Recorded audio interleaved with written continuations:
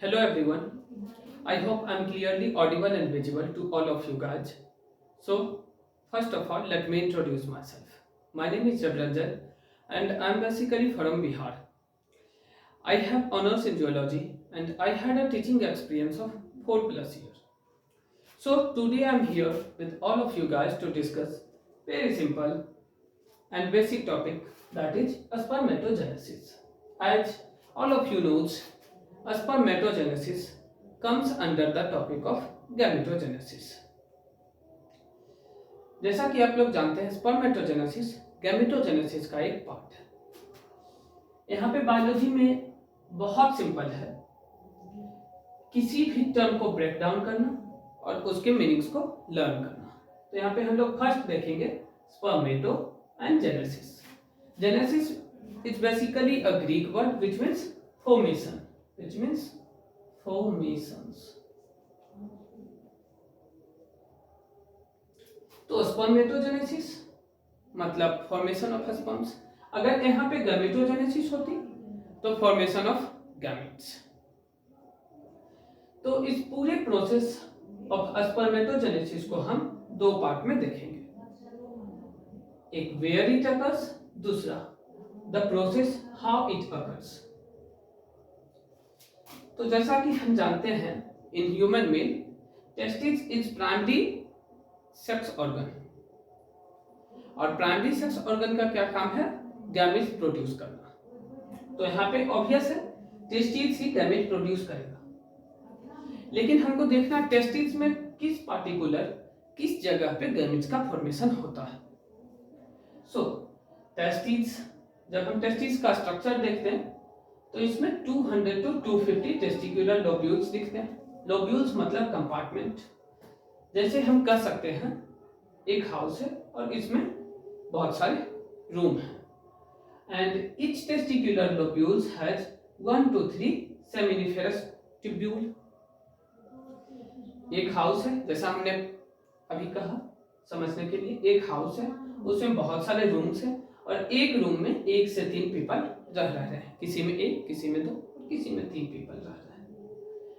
तो यहाँ टेस्टिस का जब हम एक सेक्शन लेते हैं तो यहाँ पे ब्लैक कलर का लोब कंपार्टमेंट दिखता है. ये एक टेस्टिस में 250 के अप्रोक्स रहते हैं और इनके अंदर ये रेड कलर्ड ट्यूब्यूल लाइक का स्ट्रक्चर जो 1 से 3 है, ये दिख रहा है. This is seminiferous tubule and seminiferous tubule is the site of formation of sperms. Seminiferous tubule ये वह साइट है जहां स्पर्म का फॉर्मेशन होता है. तो यहाँ पे स्पर्म का फॉर्मेशन होता है, फिर ये कलेक्ट होके बाकी डक्ट में जाते हैं. जब हम एक कंपार्टमेंट और एक टेस्टिकुलर लोब्यूल्स का सेक्शन लेते हो तो इसमें 1 से 3 सेमिनिफेरस ट्यूब्यूल्स दिखते हैं. और जब एक सेमिनिफेरस ट्यूब्यूल्स को हम इनलार्ज करते हैं तो हमें इसमें further different types of cells दिखते हैं. जैसे कि ये हमारा सेमिनिफेरस ट्यूब्यूल है, ट्यूब लाइक स्ट्रक्चर याद करने के लिए कैसा. और इसके आउटर में जो लेयर है, सेमिनिफेरस ट्यूब्यूल के अंदर में सबसे बाहरी जो लेयर है, सबसे आउटर लेयर है, वो जर्मिनल एपिथेलियम. इसके जस्ट विदिन स्पर्मेटोगोनिया और स्पर्मेटोगोनिया के बीच बीच में कॉलमनर सेल, सर्टोली सेल्स होते हैं. और इसके बीच का जो खाली स्पेस है इसे ल्यूमेन बोलते हैं. इस सेमिनिफेरस ट्यूब्यूल के बीच का जो खाली स्पेस है इसे ल्यूमेन बोलते हैं. स्पर्मेटोगोनिया स्पर्म मदर सेल, जैसे कि बेबी के बर्थ के लिए मदर रेस्पॉन्सिबल होते हैं. Same here, spermatogonia is responsible for formation of sperm. So this is known as a sperm mother cell or primordial germ cell.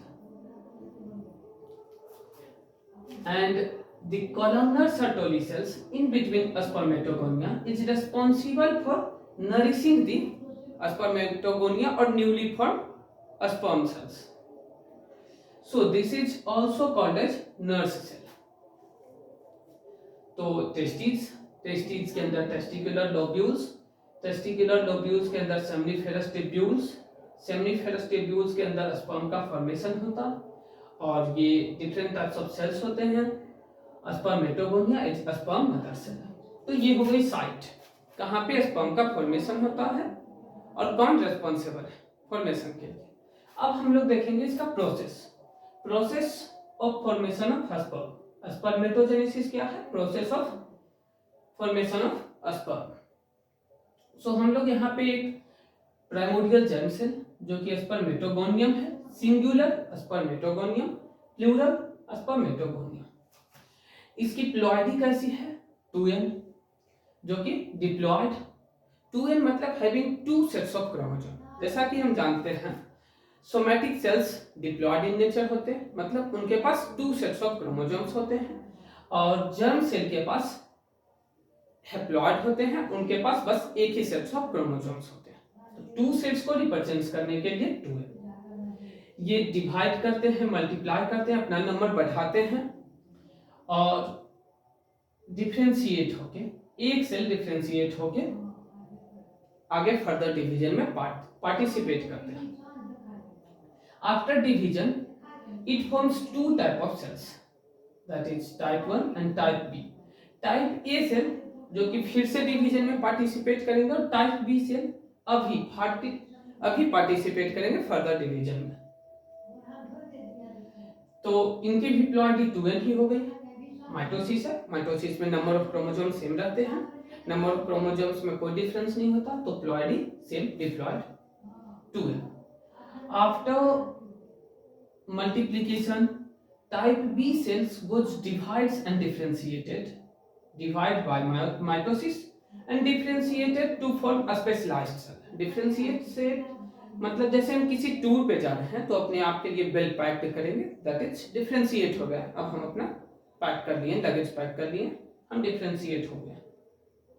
तो उसी तरह स्पर्मेटोगोनिया डिफरेंशिएट होके प्राइमरी स्पर्मेटोसाइट्स बनाता है। प्राइमरी स्पर्मेटोसाइट्स यही फर्स्ट सेल है जो कि स्पर्म के फॉर्मेशन के लिए रेस्पॉन्सिबल है। इसकी भी प्लॉइडी कैसी होती है? Diploid 2n।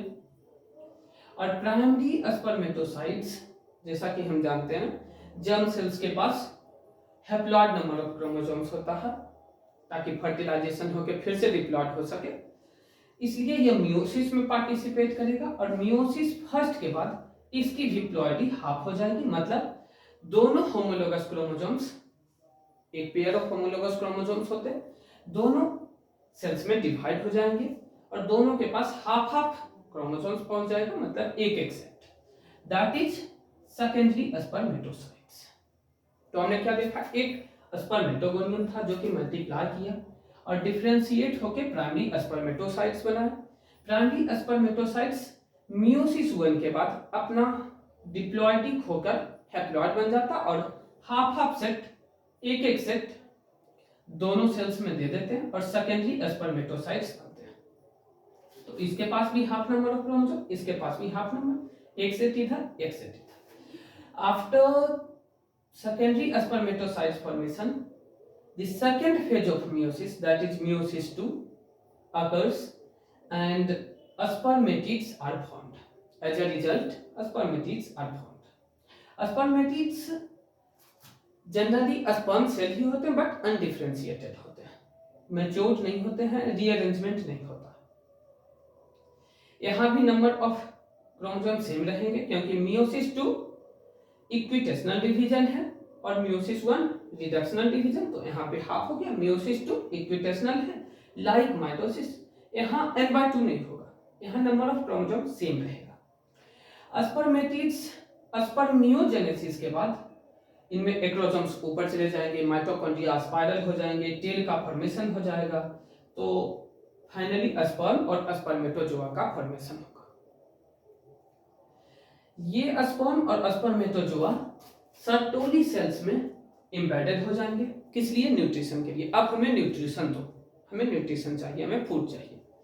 इनका हेड सर्टोली सेल में एम्बेडेड हो जाएगा और न्यूट्रिशन लेने के बाद जब ये रिलीज होते हैं सर्टोली सेल से ल्यूमेन में, सेमिनिफेरस ट्यूब्यूल के ल्यूमेन में जब रिलीज होते हैं तो उस प्रोसेस को स्पर्मिएशन बोलते हैं। The release of spermatozoa from Sertoli cell to the lumen of seminiferous tubule is known as spermiation. तो ये हो गया प्रोसेस, कैसे ये होता है। Let's take a recap, quick revision of all of this. तो हमारे पास टेस्टिस है, टेस्टिस के अंदर टेस्टिकुलर लोब्यूल्स हैं, और टेस्टिकुलर लोब्यूल्स के अंदर सेमिनिफेरस टिब्यूल्स हैं, और सेमिनिफेरस टिब्यूल ही वह साइट है स्पर्म के फॉर्मेशन के लिए। सेमिनिफेरस टिब्यूल्स के पास स्पर्मेटोगोनिया जो कि प्राइमोर्डियल जर्म सेल है, स्पर्म मदर सेल अवेलेबल रहते हैं जो कि फर्दर स्पर्म का डेवलपमेंट करते हैं। सेमिनिफेरस टिब्यूल के बाहर यहाँ पे कुछ सेल्स होते हैं जो कि लैडिक सेल्स हैं, जो टेस्टोस्टेरोन का फॉर्मेशन करते हैं, और यही टेस्टोस्टेरोन स्पर्मेटिड्स को मैच्योर करके, डिफरेंशिएट करके spermatozoa by the process of spermiogenesis spermatozoa बनाते हैं। एंड प्रोसेस की हम बात करें तो प्रोसेस में एक प्राइमोर्डियल जर्म सेल है स्पर्मेटोगोनिया, जो कि डिफरेंशिएट होते हैं, डिवाइड होते हैं, अपना नंबर बहुत बढ़ाते हैं, और प्राइमरी स्पर्मेटोसाइट्स जो कि फर्स्ट सेल है जो कि स्पर्म के फॉर्मेशन के लिए रेस्पॉन्सिबल है। ये मियोसिस कंप्लीट करने के बाद स्पर्मेटिड्स बनाते हैं, और spermatids single step process spermiogenesis के बाद स्पर्म्स का फॉर्मेशन करते हैं। यहाँ पे spermiogenesis is a process by which spermatids get differentiated to form spermatozoa, and spermatogenesis is the complex stage, has a complete stage of formation of sperm. Spermiogenesis, spermatogenesis, और यहाँ पे एक होता है spermatocytogenesis, primary spermatocyte, secondary spermatocyte. तो नाम के according उनका डिफरेंशिएशन होता है। Spermiogenesis single step process, spermatids transfer हो जाते हैं स्पर्मेटोजोआ में, spermatogenesis complete process, spermatogonia to sperm, spermatocytogenesis, and the release of sperm from Sertoli cells in lumen known as spermation. So this is all about spermatogenesis. In the next class we will discuss about hormonal controls of spermatogenesis. So this is the end of our today's lecture. So thanks guys.